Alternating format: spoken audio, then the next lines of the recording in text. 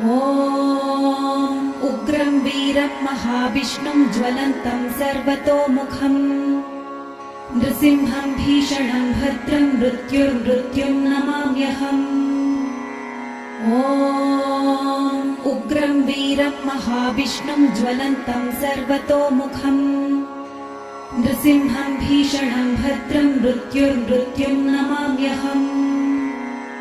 ॐ उग्रं वीरं महाविष्णुं ज्वलन्तं सर्वतोमुखं नृसिंहं भीषणं भद्रं मृत्युर्मृत्युं नमाम्यहम्।